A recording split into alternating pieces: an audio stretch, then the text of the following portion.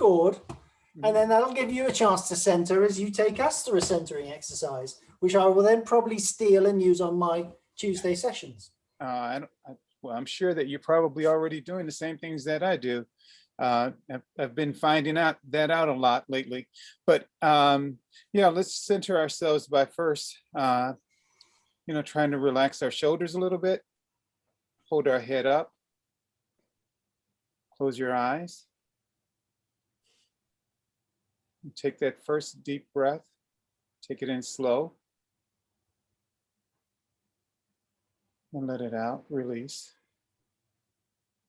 Again. Let it out. Clear your head.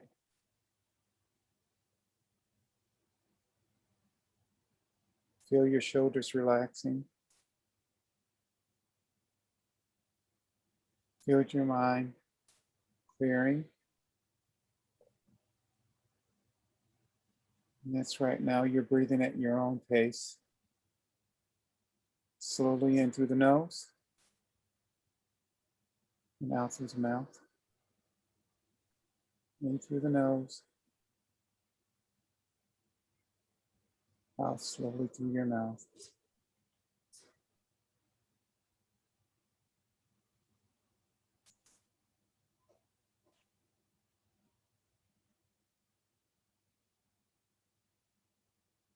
Good.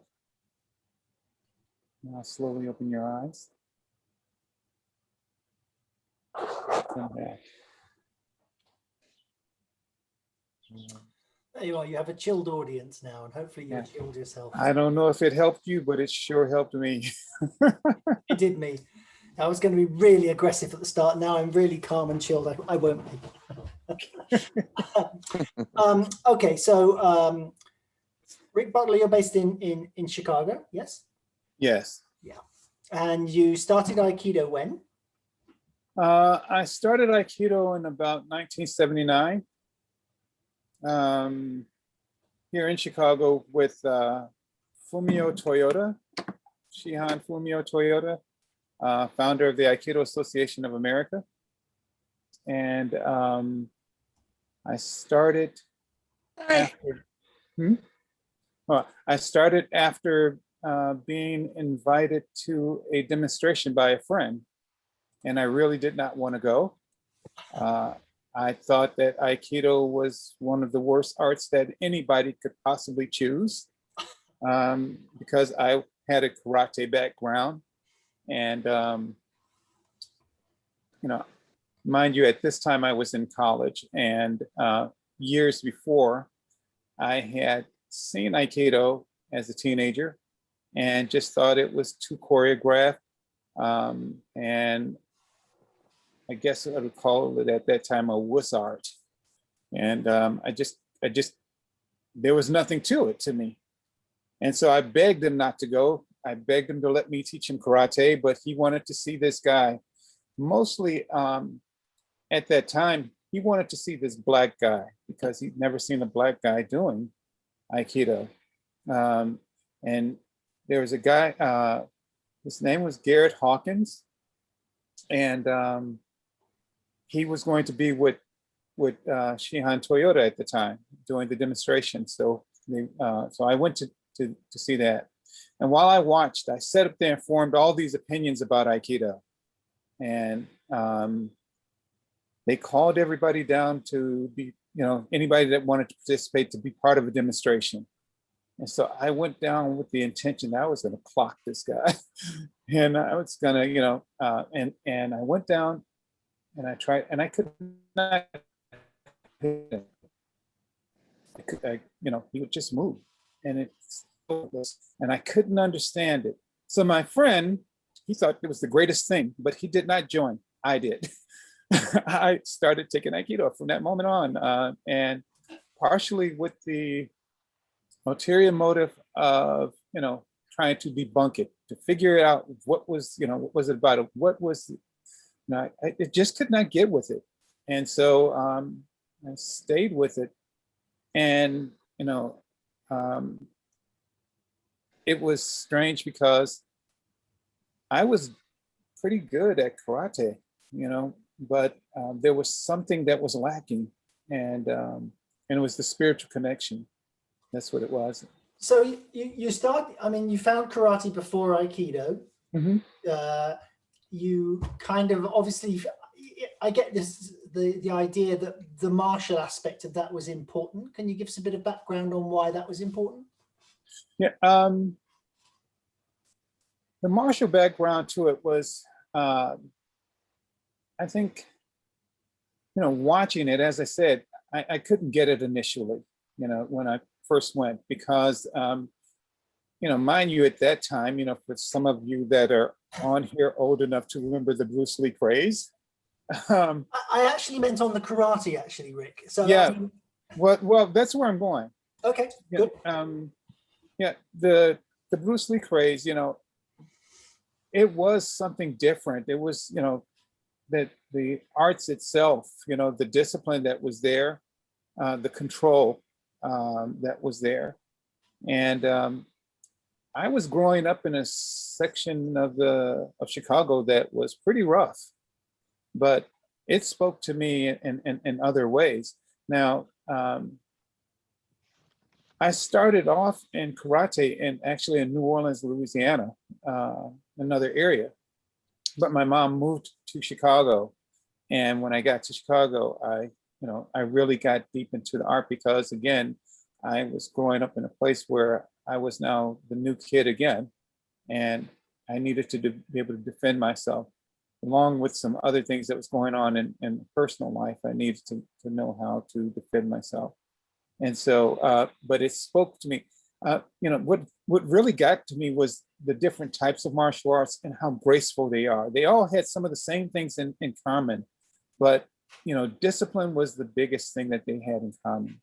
That and that feeling that you could accomplish anything, with it. So, and then later on, as I said, the spiritual side of Aikido really connected with me. Because that's not something I was trying to follow with karate. Right. And with the karate, it was more, like I said, Bruce Lee craze, style and profile. I'm going to be so busy looking good while I do this and everything, watching all the karate movies and being cool and, all that good stuff that was going on. And the spiritual side just wasn't there. So did you give karate up and do Aikido, or did you do the two of them alongside each other for a while?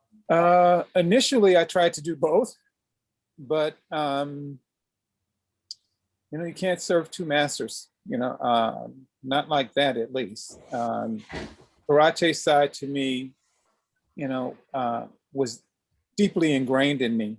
It was deeply ingrained in me, and it took me a while to really begin to practice Aikido. Initially, like most people, I'm just learning techniques and I'm trying to figure out things to add to my repertoire of how to take somebody out or to, do things, but was not what it is today. Definitely. It took some years for that to start, developing. And so as I practiced Aikido more, I, started practicing karate less, but it was still there. And what karate did for me was give me a foundation in learning form. And it gave me a foundation in being focused a certain way when I'm doing things, the discipline that it takes, to do that, especially when you're doing a kata or something like that. And so, but what was not there was my ability to really control me in certain situations. So within in other words, I was prepared to give anger, and with the karate and with the Aikido, it was not there. With the Aikido, I didn't have to give anger for anger. In fact, the job was to not do that. So. Yeah. So when did it sort of transition for you from a path to look after yourself and preserve your space to a path that was bigger than that, that involved others, that this more spiritual path? I think that it was at least 4 years, 5 years getting into it. I mean, it was coming all along, but when I really started paying attention to what I was doing and to where I wanted to go, it was about 5 years, 4 or 5 years. Sure. So, but I think that there's this thing that was about me at the time. I wanted to do this for a variety of reasons, and in my background has always been being about helping other people to enhance their quality of life. And I began to look at Aikido as that, as that way of doing that. I mean, I started off initially with karate. I started teaching that when I was about 16 years old to kids in my basement, to try and get them to step away from being in a gang, or not even go towards being in gangs, or not doing some things that were detrimental, to the future. And so I would choreograph fights and do all kinds of stuff to do that. But it wasn't so much, like it was when I got older, which was, I wanted to really teach people how to modify their behavior or change their behavior to something that was going to enhance their quality of life. I wanted to teach them how to become very focused on accomplishing their goals. So you said that after 4 or 5 years, you kind of knew the path you wanted to take. Do you want to talk a little bit about what the path you want to take is? I'm sure you're still walking it. Oh, yeah, every day, a work in progress. So, that path, as I said, was about helping people to enhance their quality of life. I was in the corporate world, and I got a chance to see a lot of different things, and how it affected, Black people. I was in mortgage banking business, and with the Federal Home Loan Mortgage Corporation, Freddie Mac, during that period, and then leaving there and started my own nationwide mortgage service and consulting firm. And I just saw, what was going on there and what was going on in the neighborhoods, and why weren't, Black people more in different areas of life, prospering in certain parts of society. And a lot of it had to do with discipline, what was being taught in the schools, and not having been exposed to different things. And so I set out to do that through Aikido. So it took me a while before I actually walked away from the corporate world, but I was teaching all while I was in the corporate world, and using the principles and things that I was learning in Aikido in the business community. As part of what I did with Freddie Mac, I got a chance to talk to a lot of executives and talk to people about changing lives, and about some of the things that we do. So the Aikido was at the heart of it. So you were quite innovative then, because not many people were doing. I mean, I imagine that was 20 or 30 years ago. Is that right? Oh yeah, definitely. That was I was doing that in 1985. Right. Yeah. So it's been more than. So you were a real innovator then. What difference did it make to those corporations? They kept coming back to you, I guess. Yeah. Well, I didn't think of myself as an innovator. I just thought of myself as just doing what Rick Butler does. So, I think that compliment and the comments that I got, during that period was, when I'm around you, I feel so calm. I feel so in touch. I see things differently. Why do you approach it that way? Or why did you approach something that way? And so, yeah, it wasn't about being an innovator. It was about making the job easier. It was about getting people to connect and open up. And the principles that I was teaching, they were, basically the four principles, that we learn in Aikido, but as time was going on, I was beginning to modify them to where people could use them in their daily life, without learning the art of Aikido, but just how they navigated through life. Yeah. And so everything that I teach currently is based on, helping people to be able to accomplish their goals, and those principles are connected to their academic, professional, and personal life. Sure. So, I mean, you kind of started at one end, which is, in a way, what you were doing is helping the rich get richer. And at some point, you kind of turned that around, and now you're helping those that are not so fortunate get some breaks at last. So how did that transition? It transitioned. First, I was working with kids and adults, and I was working. Well, let me back up a little bit. That corporate world that I was in. Sorry, I am going to have to stop for 1 second. 1 second. I didn't realize that my computer was just telling me the battery was low. No worries. Okay, I'm good now. All right. This is going to be like an episode of Batman, is it? Where you suddenly disappear at the same time, same place next week. Yeah, but no, I was in the corporate world working first with Freddie Mac and other mortgage companies, and then I started my own business. And what I was doing, had begun to do, was I was negotiating with clients on not being in their office so that I could be able to teach more often than evening, because if I was in another city, I couldn't be with my students, because I was beginning to get involved in their personal lives because of the students that I was teaching. Now,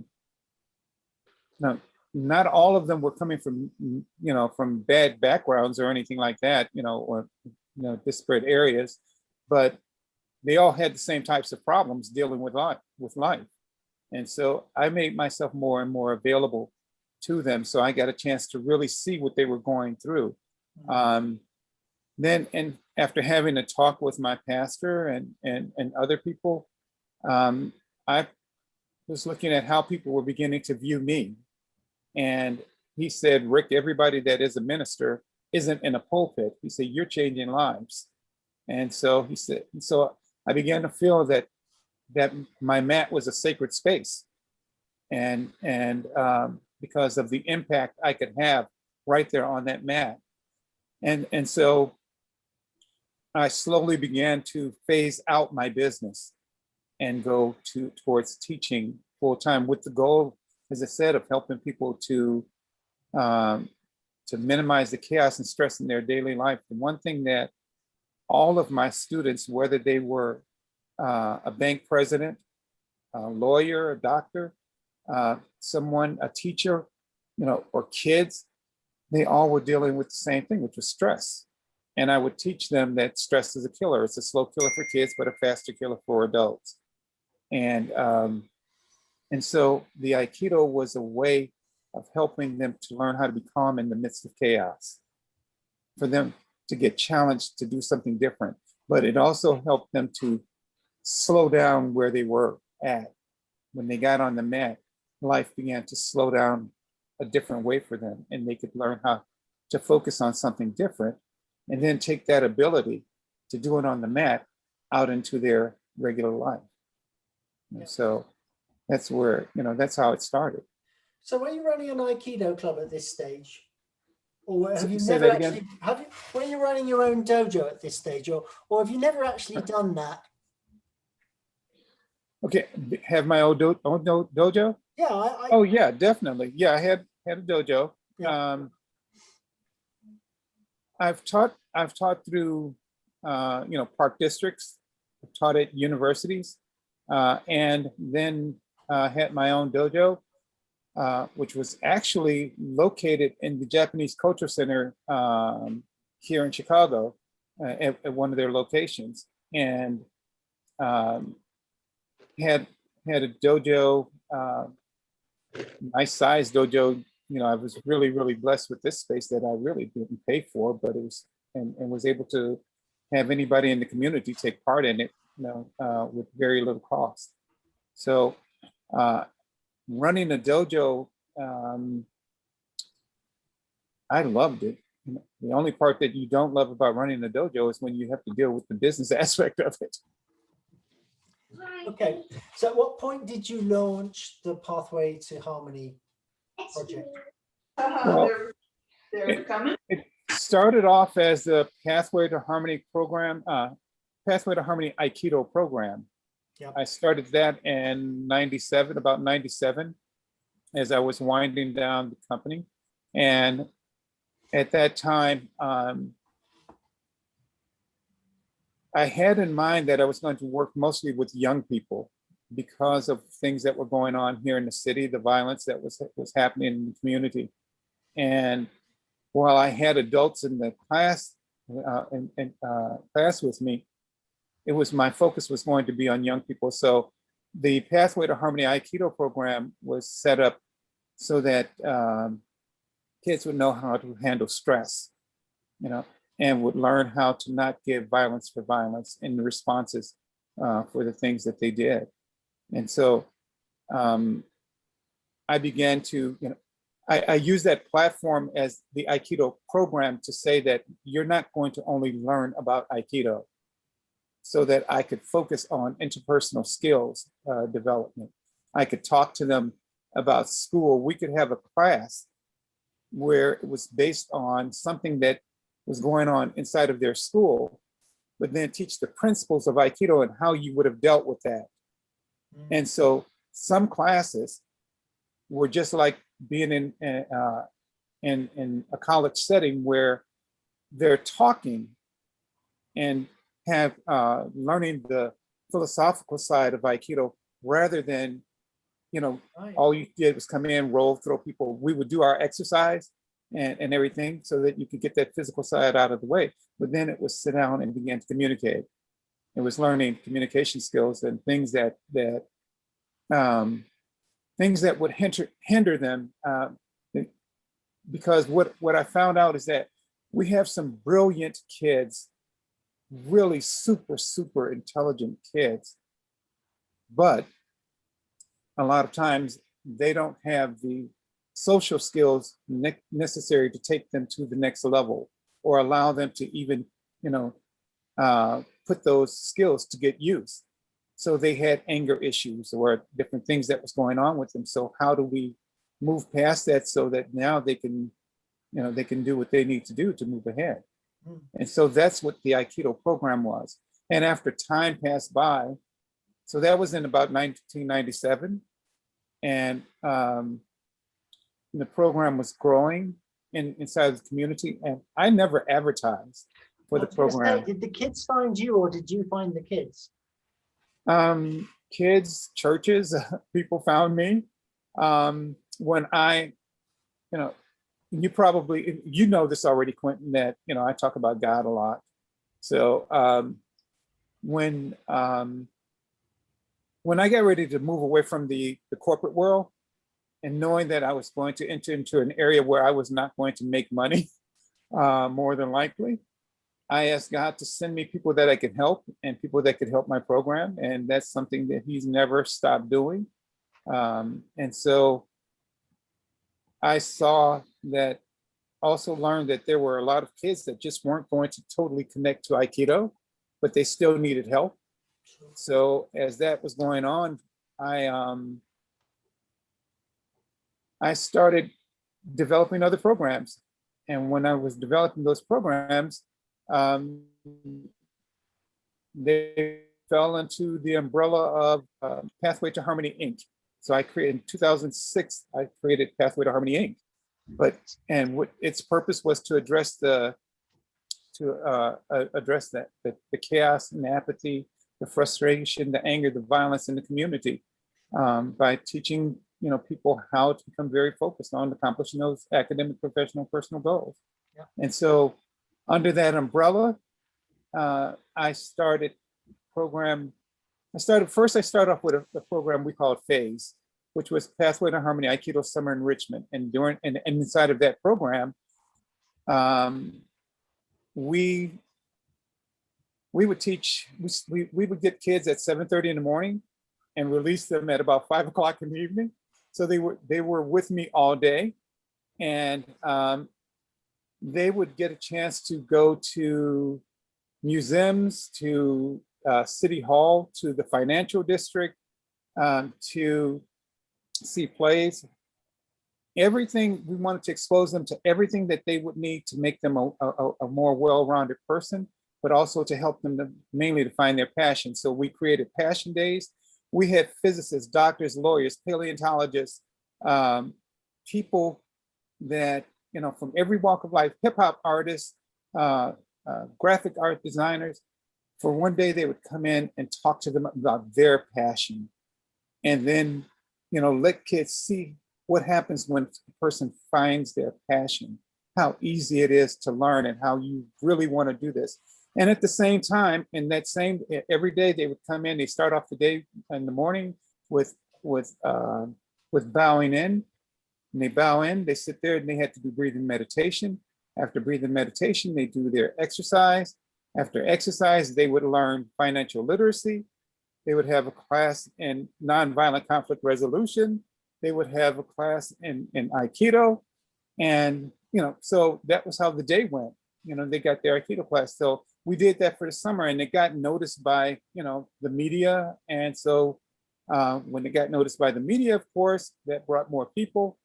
And we ended up creating a healthy eating and exercise program because so many of the kids were obese, or their families were dealing with diabetes and other kind of health issues. So healthy eating and exercising, an exercising and gardening program, a cooking class. We started cooking classes. So the program's development all under Pathway to Harmony Inc. And so I have to tell you, it's just remarkably, you don't want to claim you're an innovator, but you have been remarkably innovative. So for you, all of this stuff's all related to Aikido. Everything's related to Aikido. Yeah, I've spent the year going into different subjects and trying to open up windows for people to see everything's linked to Aikido at the end of the day. You kind of did it all in one program, which is remarkable. All these things that people wouldn't necessarily associate with it. You've done, I was going on your website, you've got this special cooking program. So people are coming on there looking at Pathway to Harmony. The cooking class. So talk about that a little bit. I know you mentioned that good nutrition is important, but what's its relationship to Aikido for you? Well, everything is related to Aikido by the enhancement of your quality of life, the elimination of stress. And what are the things that we stress about, and if you're going to get your mind right, you have to eat right. If you're going to get your body right, you have to begin to eat right. And so that's the connection to that, to it. The nutrition part of it is one of the problems in our community, not just the Black community, but in every community, is nutrition, what we eat. And so it's a way of educating kids and adults about, about their bodies and what's really going on and why they feel like they feel. For a lot of the Black kids or the people of color, my Latino students, there was a good period of time where they would, where the answer to everything was to put them on, they were labeled, first of all, having attention deficit. They were problems, they can't do this and they can't do that. And then after studies, studies would find that wasn't that they couldn't focus, it was about what they were eating that kept them from being able to focus. Because these kids, not knowing any better, would stop off and get flaming hots or whatever kind of stuff and juice bottles in the morning, and they're hyped up with sugar and everything.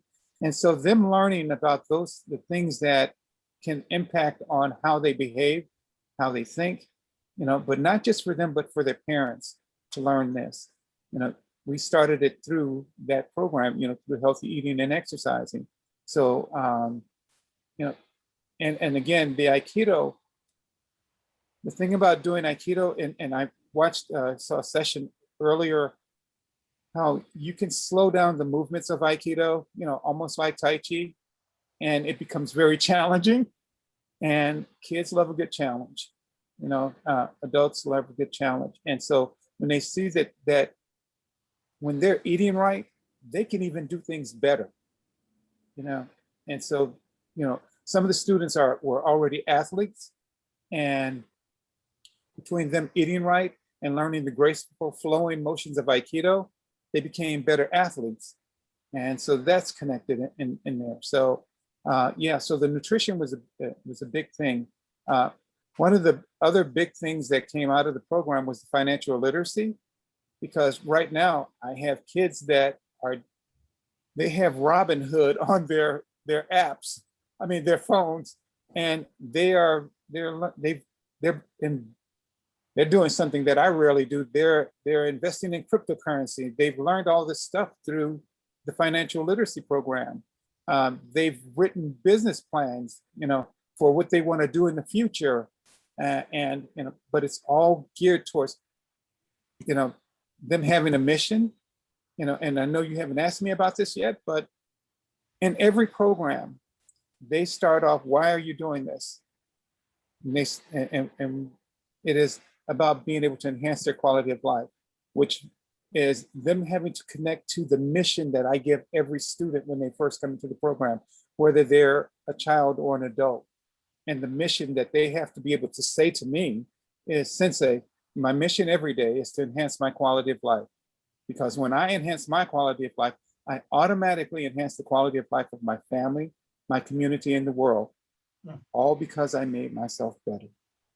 And so then, to motivate them even further, they learn that to say, 150 years from now, my great-great-great-grandchildren will say that I stand on the shoulders of and name everybody back to me and what I'm doing today to build the foundation for their future. And this is the fourth principle that I teach, which is have a strong foundation. So everything is always connected, and again, it stems out of the Aikido principles that we learn, which, as I said, I modified. So I'm guessing that you've probably seen some pretty angry people when they arrive. And I don't think the first thing that would come out of their mouth is, "I'm here to improve my life, because when I improve my life, I improve that of others." So how do you get them to that point so that they start to listen? Example by example. You're right. I've had my van windows knocked out. I've experienced family members that were not happy because I had taught their children something that caused them to not want to be part of their lifestyle. And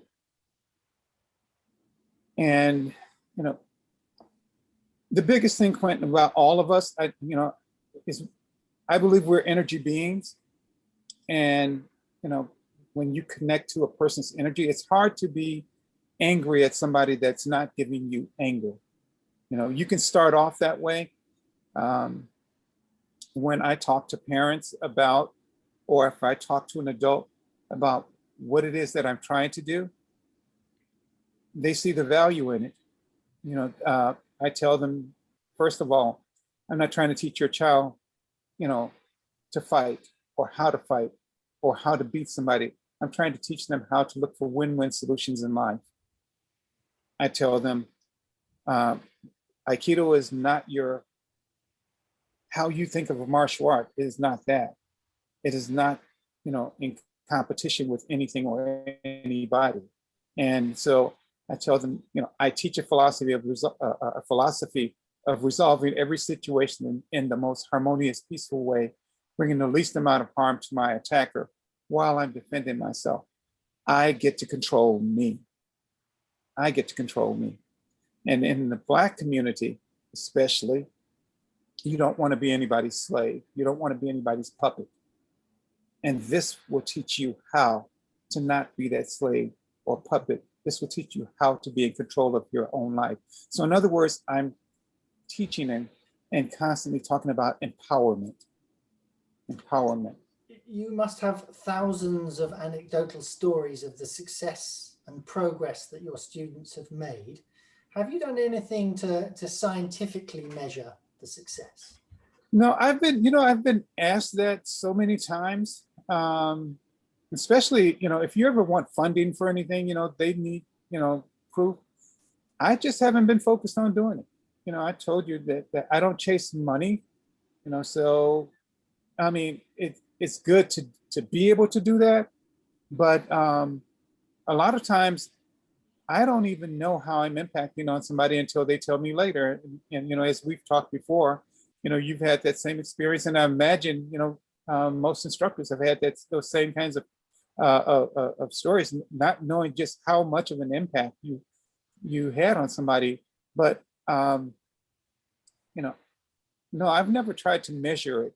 And I do have the stories, but there are other people that are trying to. So, do you know what? I really think you would serve the community well if you got those students to write those stories down for you, because they're so rich. Yeah. And really, you're showing where Aikido can go if it's applied properly, and you're making a huge difference, obviously, to these people's lives. And to have other people see that would be wonderful, because I think lots of people would follow your example then. Much of the work you're doing, I would imagine, is not cheap to do. So how do you get funding for the programs?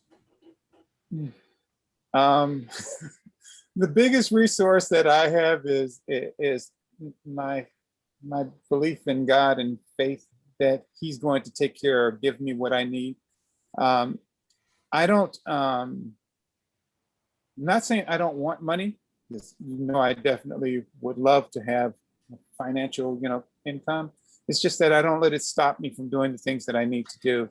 And so you don't strike me as somebody who's motivated by money at all. What I meant was your programs. I mean, if you're going to take kids how are they to the funded? theater, if you're going to teach them cooking, you're bringing people in with skills. Now, how does that happen? It happens because where I was going with this is about my faith, my belief that God will send me what I need, and there are people that I can pick up the phone, and because of what I've done, because of I've maybe helped a person in their family, help them or something like that, and they want to give back. They know, most of my students know that I won't ask them for something unless I really need it. And when I really generally need it, it's because I'm trying to help somebody else. It's not for me personally. And so they ask, Sensei, can I do this for you? Can I do this? What do you need, Sensei? And I say, I'll let you know when I need it. I don't know. And so generally for the cooking class, I have several nutritionists and a couple of organizations that people in those organizations were students or their child or somebody, and they share those resources. So I say all the time that I don't need money. I need God and His resources, and He's got infinite resources. So I've got infinite resources too, when I really need it, if it's something that I need to do. So I just go finally ask somebody, and that's it. Having said that, it does not mean that we don't need money. It's just that I don't take the time to go out and look for it. It generally just shows up. Yeah. You're like the kids. Impressive. So, you're doing this wonderful work. How are you going to make sure that this carries on when you're not there? You must. This is your legacy. This is the foundation. Well, as I've gotten older, I am now 63, and I've been doing Aikido for 43 years, somewhere up in there. Martial arts altogether, close to 50 years. And one of the things that, when you're young and you think that you're practically immortal and you don't plan, well, unfortunately, that's kind of what I've done. I have not planned for my financial future or anything. And I know I should have, but God did bless me with not only resources, but a beautiful wife that really helps me. You know, there's so many things that I could not do without her support, you know, time wise, because she sacrifices her time and she helps me financially, you know, not that she's rich or anything like that too. It's just that that's where everything comes from. So how my legacy, I always looked at, I was never trying to build a big school or a lot of whatever. I just wanted to be able to teach the few that could teach the many, who would do the work. So have you got a And few so, that will teach the many off when you can't do this anymore? Are there a few that will carry this on? yeah, so there are a few people that have been with me and around me long enough and know enough about Pathway and what my vision is for it that have told me that they would try to make sure that it's continued on. And so right now I'm actually, I've got a board and, you know, they're looking at the ways to make this continue on and possibly go after some of that funding that is apparently out there that, you know, that people use to take care of nonprofits and stuff like that. So, so I'm sure that it's going to continue. I've talked to several people about their interest in it and looking at how it could grow, who we can help. And because of all the things that we are faced with today, especially with COVID, you know, what we do is so necessary. What we do is so necessary. Not just from that physical self-defense perspective that people think about, but how to take care of ourselves mentally. You know, because there are people that experience COVID that don't have people around them, that they had to isolate by themselves and deal with things that they never thought that they would have to deal with. And what's being taught through Aikido or through my program is how, you know, to be in control of you, how to flow with energy, how to deal with adversity, you know. And so we need this kind of program, and you know, or the programs that are connected to Aikido, and that spirit that's inside of us that says that we want to be a blessing to somebody else. You know, so my students get that. You know. I would say that you've had to sacrifice a lot to do this. You'll probably tell me that you're more than rewarded for what you do. You get back what you put in. But it does occur to me that it's not only self-sacrifice, it does impact on your family life. So how do you make sure that you observe the boundaries within your family? Wow, Quentin, that was one of the hardest things, and that is a hard thing to do. Initially, it's much easier now because my kids are grown now. So now it is about my life with my wife, because we're basically empty nesters, except for the fact that I have a lot of kids that look at me as a godfather or as a big brother or, you know, something like that, a mentor. But at one time, you're right, it was hard because I looked at what I do as being sacred. You know, my wife, the Chicago Tribune interviewed me, and the reporter asked my wife about how does she deal with me being gone a lot. And she said to them, and this totally surprised me because I didn't know that she thought like this. She said, well, I never try to block anybody's blessing. And every time I meet somebody, they say, oh, your husband, Sensei, he's such a blessing. And she said, and when they say that, you know, she said that, so whenever somebody called, whether they called me at midnight or, you know, whenever, to help deal with a family issue, you know, domestic dispute or whatever was going on, she'd say, go. And so there was no real boundary initially. I was just, you know, my kids knew what the mission was, and they accepted it, that that's my life and that's their life, for me to be a catalyst for positive change, helping people to enhance their quality of life. That's the mission. The purpose is to always serve God. My last name is Butler, servant to man. So your wife was your blessing. When I said, Lord, send me people that can help, he sent her. Somebody that understood, somebody that got me, that told me that I didn't have to change in order to be married. So I'm blessed. Okay. Have you been approached by people elsewhere in America that would like your help to sort of set up similar programs? I've talked to people that want to do something, like that. And I've been asked by a couple of business people about setting up a program, setting up satellites or programs. But again, because my head was not there, to look at this as this big business, when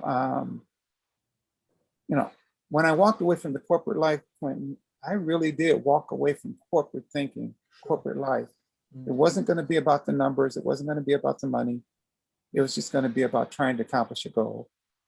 And I've been told by politicians who wanted me to do things for political reasons, that I could help a lot more people. But for me, the trade-off of time was too great. The trade-off was, so I haven't done it.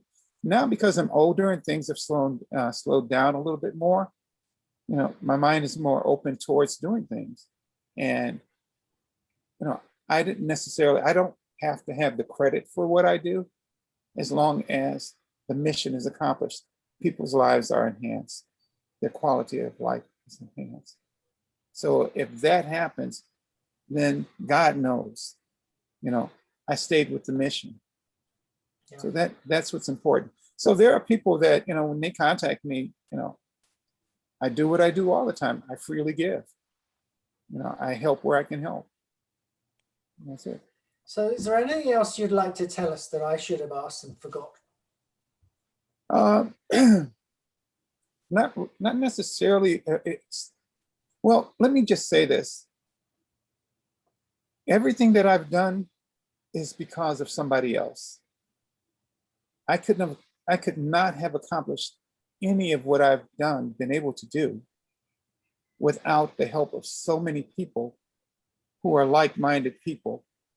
Or, as you said, those kids that were angry, or even some of those adults that were angry,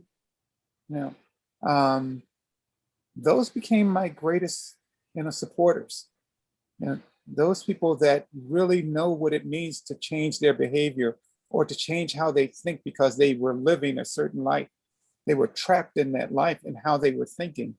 They learned how to free themselves up or empower themselves to think, about a better life, and so I wish that I could talk more about them and what they've accomplished with their lives. Well, actually, you've taken me beautifully to what I would like to make my last question before I open it up to everybody else. So I am absolutely sure that there are many, many people and stories that have really touched your heart over the years. You've been blown away by the transformation. Tell us the one that means the most to you, or one of them. I'm sure there's just so many, but if you could pick one. Wow, that is a really hard one. But I think that one that gets me is, there's a question that people ask me, they say, well, what about the students, that you don't reach? What about your failures, the things that where you weren't successful? And I tell them that I can't say that I've had a failure. And they say, well, why not? Because they think that I'm not being a person at that point, and because I'm not God, I don't know when what I've done in their lives is going to kick in. So that brings me to the story of a young man that I had not seen for 19 years, that I had taught. And I was on a bus with a group of kids. We had been to the museum, the Art Museum of Chicago. And, you know, and when you take kids out in public, you know, and you've got a group of them, you've got to watch them. You've got to be very aware of your surroundings and who's coming in contact. So I noticed this guy watching the kids and watching me, and he kept watching. So I got up and I positioned myself between him and the kids, just in case, you know, he's not stable. But anyway, I turned my back a little bit towards him, but I was still watching him. And he said, "Mr. Butler." He didn't say sensei. He said, "Mr. Butler." And I turned and looked at him. He said, "I see you still at it. You're still doing it." And I looked at him again, and his face started looking familiar, but it's 19 years later. And he says his name. And then I remembered. But that kid had been in prison, had been in jail because he had been part of a gang. And, you know, while he was a really good kid in church and everything, that night he had to carry a gun, and there was an altercation with another group, and he ended up shooting somebody, you know, and he ended up in jail. And I had not talked to him, and I said, "Wow," I say, "it's good to see you," you know, but that was the last time I had seen him. And so I said, "How are things going?" And he said, "It's great." And he said, I said, "But I thought you were in prison and everything." And he said, "Well, I got out." He said, "But unfortunately, when I got out, you know, I went around some of the same people, and I got shot, and I was paralyzed from my neck down." He said, I laid there for 2 years, not being able to move from my neck down." He said, "I thought about a lot of the things that you taught, a lot of things that you said. And I said to myself, if I ever got up and walked again, you know, I would follow some of those things." And he said, "God allowed me to walk again." He said, "I just want to tell you, thank you." He said, "Because now I have 2 beautiful daughters. I have 2 businesses." And he just gave me a number of different things. And he said, "So I appreciate what you did for me back then." He said, "It took me a while to get it, but now I know. And so thank you." So again, I didn't know what happened to that kid. I didn't know when what I was teaching was going to pop, you know, connect. And eventually it did. It did it in God's time. So I never say that I failed to reach anybody, because I don't know what God's plan is, his time frame. But the prayer was to send me people I can help, not people I might be able to help. So if they got to me, I was going to be able to help them somehow. I just don't know how. That's a truly beautiful story. Probably my favorite of the year. So thank you for that. I'd like to open it up to everybody else to ask any questions, which I hope there are going to be lots of. So if you've got something to say, would you like to stick your hand up? Rob. First, thank you for the work that you do. I'm kind of surprised being in Chicago that, you know, Oprah didn't find you, you know, and put you on her show and bring in, you know, the kind of donations that would generate. You strike me, there's a distinction made between inspirational leaders and institutional leaders. And usually the idea is that all the, you know, great religions and all these, you know, great teachers are of this inspirational quality and have very little interest in franchising themselves or in creating an institution that, you know, isn't really just, they want to be in the trenches teaching. They know what they're good at, and that's what they're good at. And then sometimes, you know, that teacher gets institutionalized after the teacher is gone. And that can be, you know, said to be true of, you know, Socrates, who we know something about because Plato and other students took notes. or Buddha, he didn't write anything down, but people took notes and then sort of became things. And Jesus didn't write a lot down, and some of his disciples took notes and told us about it later.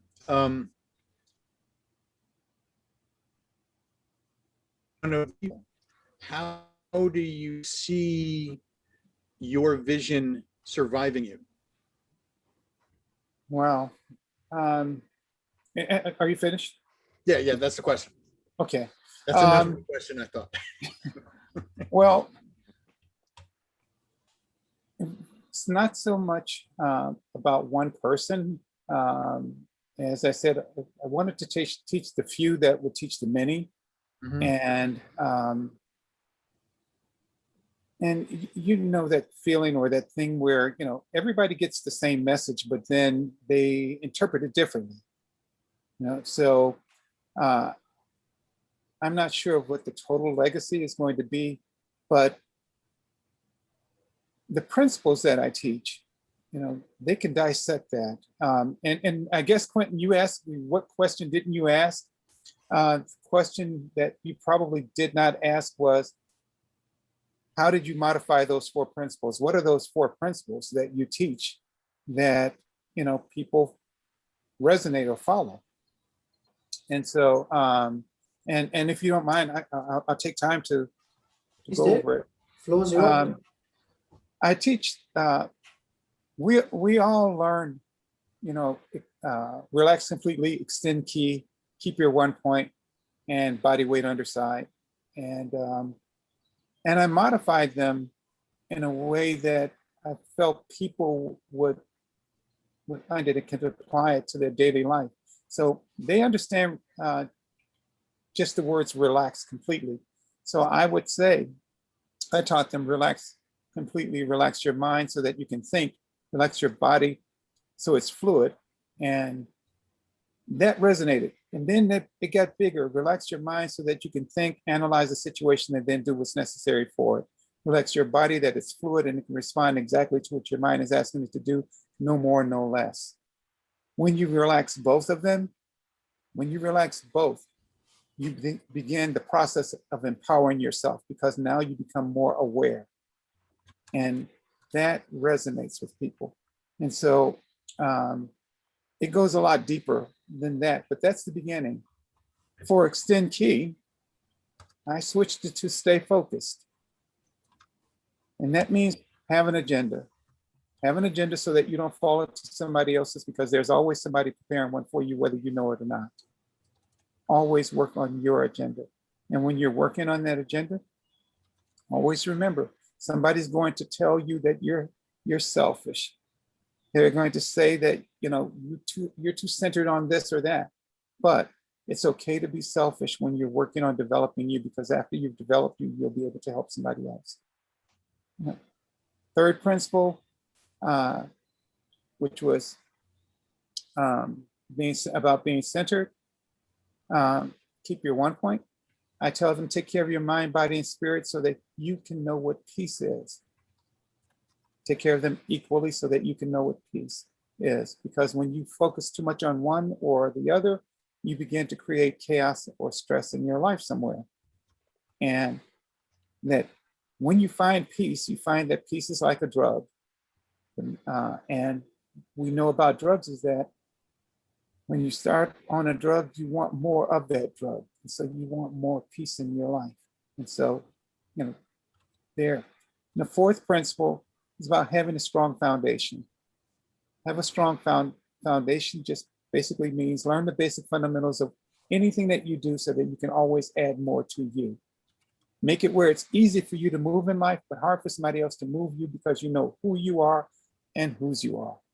You know what you're about. You can't be gotten off your square because you know you. And the stronger you make your foundation, the more people you're going to be able to support. More people that can stand on your shoulders, and you'll be able to handle it without a problem. And so those 4 principles is what I've taught all of my students, and those that have been serious students, they've used them. I have a student right now that I love to talk about, as a success story. He started off wanting to design roller coasters because he thought how they were, but he wanted to do these visual things with roller coasters. And it turned out that really he wanted to be a visual artist. And so he went to college, and then he went to grad school. And while he was there, the person told him that you don't have an eye for this. You'll never be a graphic designer. You'll never be a visual artist because you just don't have the talent. And that like almost broke him. And he called me and we talked about it. And I talked to him about opinions and about him knowing who he is. And what I told him is that picture yourself as the client. Give yourself a project. And now go out and satisfy the client. And he took that fourth principle, about building his foundation. He took that principle of staying focused on his agenda. And he would work 12 to 14-hour days, just doing the projects for himself. And when he finished, I told him, I said, when you finish, you'll have your portfolio that they say no one would ever accept. He took that portfolio to a company. Immediately, he was making $50 an hour. He left that company, and he has done the visual effects with companies. He's done almost every Marvel movie, the CW, all kinds of things. Worked with hip hop artists and everything. For somebody that he was told that no one would ever hire him. He's used those principles. He used those principles every day to get where he is today. And he's doing pretty good. I wonder if he's had the opportunity to go back and visit that teacher who said that. I don't know, because I've taught him, I taught him that wasn't the point. No, it wasn't about that teacher. But it's very tempting. Yes, it is. But yeah, he's a success story. And he contacts me regularly. I mean, I talk to him maybe 2-3 times a week. And that's been for the last 15 years. Amazing. Wonderful. Yeah. Has anybody else got a comment or a question? Judith, is that you? You want to say something? Yes, I've unmuted. Thank you very much, Rick Sensei, for coming to speak with us. And I really respect your generosity of spirit. Now, going on to my question, last week you were here and you were talking about some people, when they first come on the mat, they've got this attitude that they always have to be dominant in every situation. And obviously, that's not the case. And you were saying, do you let them feel dominant? And I've come across people like this. And I was wondering if you had any advice on what a good way to react might be. Well, I mean, it's happened before on the mat with me, where you have people that want to challenge you or challenge other students that have, kind of like a bully mentality, or a mentality where they've got to be seen. And you have to sometimes take them out of their comfort zone. And so their comfort zone is to be aggressive. And so that particular day, maybe, and this is funny because I've done this before. That particular day, we worked on something like touch, but you had to be able to touch in a non-aggressive way. And if you did that, then you were failing. And these people are competitive and they want to be on top. So now they're going to be softer than soft. That's awesome. So if they're trying to do this and they grab you, they go in like this, then they just failed. If the goal is how can you protect uke, What can you do to protect uke? Then they've got to learn a new skill, because before their skill was learning how to destroy uke. So it is about, in my classes, every one of my classes started at the very beginning with a talk. And we might talk about one of the principles, or start off talking about something that's happened in life and how you address it. But address it physically on the mat. So the question to them is, what kind of relationship do you want to have? You know, if you're going to do this dance, do you want each other, you know, stepping on each other's toes, or do you want to be smooth, you know, in your dance? And so, you know, don't be afraid to help each other. Don't be afraid to share what's creating the chaos. What's creating the chaos? And now, because you've identified it, you can begin to work on it. So those people, you know, if I just gave them a physical technique to do, they could dominate with that technique. They could throw you hard and they could do it. But that's not the goal. And so if I put the emphasis on something else rather than just doing the technique, now I'm beginning to change their behavior without me having to tell them that's what I'm actually doing. Paul, Thank you. That, I guess the quick way of saying, where were you when I started Aikido? I would have been studying with you. You have a brilliant way of supplying the inside of the technique instead of just the shell. It's really lovely. Thank you. Thank you. anybody else? Vitali. Just first of all, I wanted to say thank you. And I really admire what you've been doing during your life. And I just want to say, if you need any help, by all means and forms, and for example, getting connected through, because I treat word as there's no boundaries. And if you want me, for example, to get some, to bring some diversity in your programs or speak about anything, just use me as you would like to. If we can get connected through with Russia or anybody else in any kind, so I just offer you anything you need. And probably I will ask all you maybe in some form, because I'm thinking about setting up a program for kids in Russia in schools for teaching them to live with people with different abilities. Because, you know, they need to get educated in this way in order not to stare at people in wheelchair, just be feeling awkward being around us.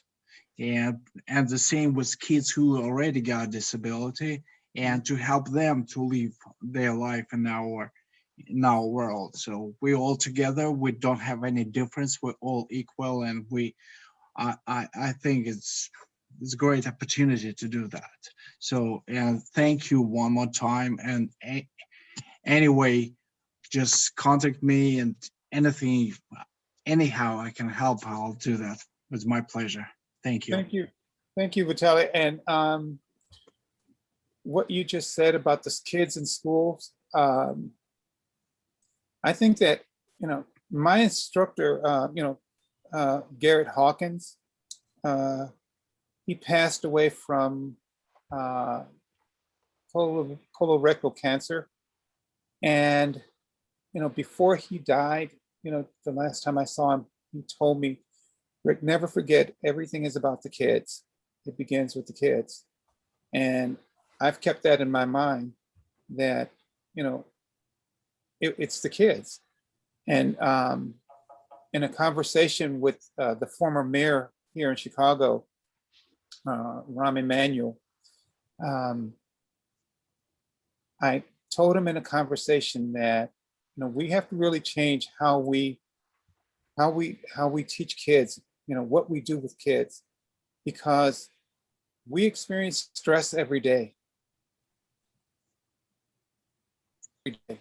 But we have ways to handle that stress. They don't know how to handle stress. And, you know, every morning there's kids, you know, that are getting up, living inside of homes that are dysfunctional, because everybody's home is dysfunctional to some degree. They're dealing with something, whether they're rich, poor, black, white, Latino, Asian, it doesn't matter. There are issues that they have to deal with that create stress inside of them. Problem is that right now, we don't know how they process anything, because they've got this little phone, this little computer that gives them access to things that we don't know that's inside of their head. So we should be very mindful and intentional about what we do put inside of their head. And one of the things that we don't put in them is how to deal with stress, or how to handle what you just said, the diversity in the world. Not just racial diversity, but our physical diversity, how we view each other. And so one of the things that I created, one of the programs that I created had to do with teaching in the mornings, kids in the morning before they go to school, not before they go to school, but in school before they start their classes, how to become very centered, how to claim their day, so that they're empowered with a mission before they start learning. And as you said, being able to accept others, learning how to agree to disagree without being disagreeable. Those are the skills that they need so that they can have a basic conversation, so that they can see themselves not as being dominant or superior over anybody. And so thank you very much. And that's for everybody that sat here and listened to me talk. It's something when you're watching the faces and you're hoping that, whatever you're saying is resonating with somebody. But I really appreciate you taking the time, to listen to me, to hear some of the things that I've said. I know that when you all are speaking and I'm listening in on some of our other meetings, I'm enjoying it so much, because each of you, it just seems so much, so wise, and it just tells me that everybody has something to offer. Everybody has something to offer. One of the things I think the last year has taught us that maybe we didn't realize before is that you can teach quite powerful Aikido via this medium, just talking as we are.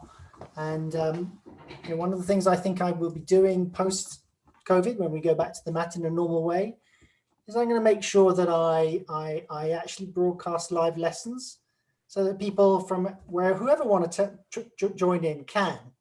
I'm not sure if it'll be successful, but I'm going to do it. And as Paul said, you've really captured the inside of the shell rather than technique. And I think it makes what you're offering more powerful.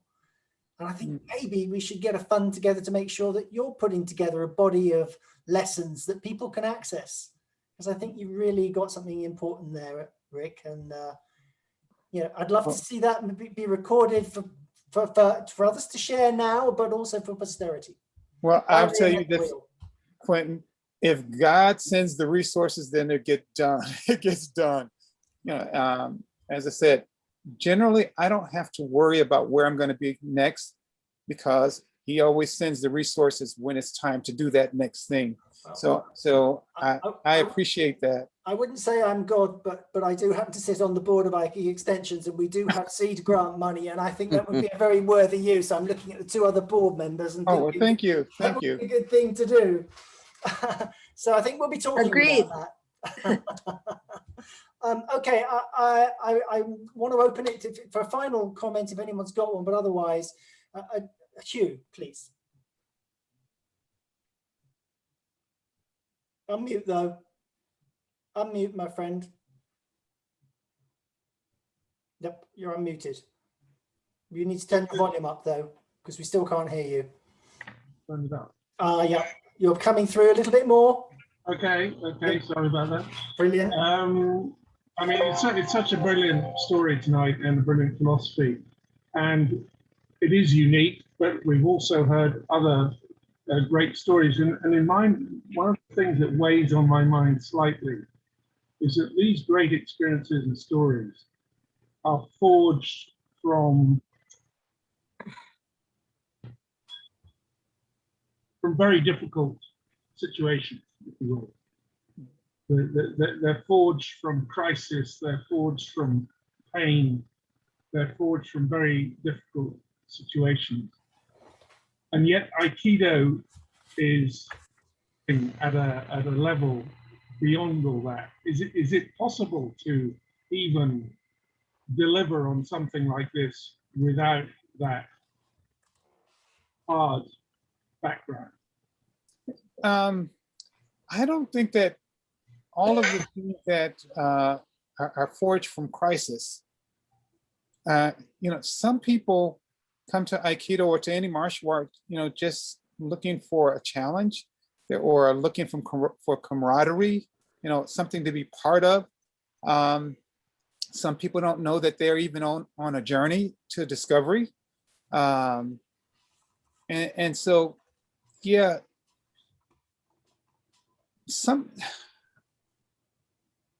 I don't think that it's about the crisis. I think that it's just about the journey. You fall into things. You don't even know that you have a problem. You don't know that you only have this one perspective of the world until you're placed into situations with other people and you learn of other perspectives. And so you don't know how you feel about something sometimes. And Aikido, at least the way that I view Aikido, or I teach it, because people teach it different ways, it is to open yourself up to possibilities, open yourself up to experiences, open yourself up to new feelings, to learn, to find a passion, to find something inside of yourself that you want to share, because we share energy, and so I think that it's different. I've never told myself that a person has to come from a painful background, because some of the students that have most needed help, come from some affluent families, and you would think that their lives are perfect. And then you find out that it's not, that they've been sad, or that they've held on to something. They've been sheltered, they've sheltered themselves and haven't opened up to experience life, because they weren't trusting. Aikido teaches you how to trust. You trust. And so, yeah, so it's not necessarily crisis that it comes from, but that's a part of it. So I've always thought that Aikido is for everybody, because it is inside of everybody already. That sounds like a good finishing line to me. So thank you so much on behalf of us all for taking the time to share your work. A brilliant example of what we can do with Aikido if we have a mind to. Yeah, just thanks. A big thanks, and thanks to everyone as usual for being here. Well, thank you for allowing me this space, Quentin. I really appreciate it. It's another blessing, from God. You said that you're not God, but you are a vessel. So I really appreciate it. You allowing him to use you for this. And I look forward to future meetings. And I know that you guys have my information if you ever want to, contact me or talk, or, get to me through Aiki Extensions. I'd be glad to talk with anybody about anything. So thank you again. Rick, Quentin's Thank vessel. you. Thank you very much. Is usually Go on, Piers, I didn't hear that. You weren't. I said your vessel is usually full of some wine or alcoholic drink. And I'll go off and have one of those now, I think. It's something to celebrate. That was a great session, Rick. Thank you very much. Thank you again. Hi, Susan. Hi, Sensei. I just want to tell you I miss you. We're talking soon. Okay. Guys, Thank you. Again. Thank you. Bye. Very much. Bye all. Bye. Bye-bye. ありがとうございました。バイバイ。